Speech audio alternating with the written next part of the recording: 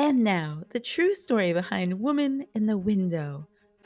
Edward G. Robinson, Joan Bennett, Raymond Massey, and Dan Tourier feature in the 1944 American film noir directed by Fritz Lang.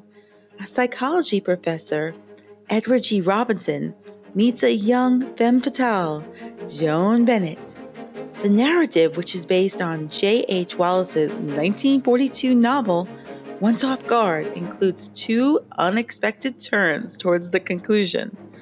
Following the completion of the script, The Grapes of Wrath, 1940, screenwriter Nunnally Johnson was approached by International Pictures about signing a film agreement with The Woman in the Window, being selected as the company's first project.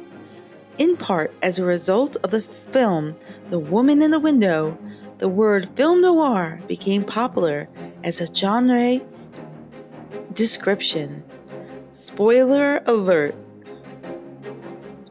After sending his wife and two children off on vacation, college lecturer Richard Wanley heads to his club to meet up with some of his pals. Wanley notices in a storefront display next door to a stunning oil picture of Alex Reed, which he immediately recognizes. He and his buddies are discussing the gorgeous picture and the subject matter depicted in it. Wanley remains in the club and continues to read Song of Songs.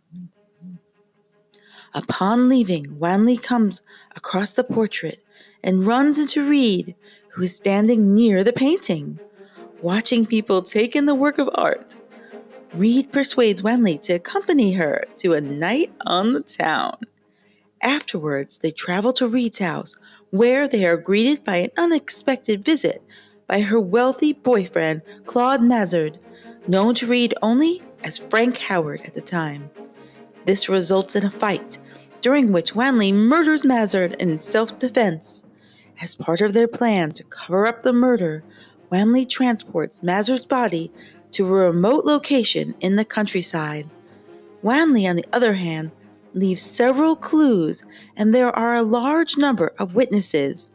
One of Wanley's club friends, District Attorney Frank Lawler, has information of the investigation, and Wanley is asked back to the crime site as Lawler's friend rather than a suspect to assist with the inquiry. However, despite the fact that Wanley makes a number of mistakes and says things that appear to imply he may know more about the murder than he should, Lawler does not suspect Wanley. Reed is being blackmailed by Haight, a corrupt ex-cop who also happens to be Mazard's bodyguard, while police gather additional evidence. When Haight returns the next day, she attempts to poison him with a prescription overdose. But Haight is suspicious and refuses to take the medication, instead accepting the money. Reed informs Wanley, who then overdoses on the last of the prescribed medication. Oh no. Haight is murdered in a gunfight shortly after leaving Reed's home, and the authorities assume he is the one responsible for Mazard's death. Reed, upon learning that the police had slain Haight, rushes to her house to contact Wanley, who is slumped over in his chair, and he appears to have died as a result of his effort. In a match cut, Wanley awakens in his chair at the club, where he discovers that the entire experience was a dream in which the club staff were the primary protagonists. A lady approaches Wanley as he goes out into the street in front of the artwork and asks for a light.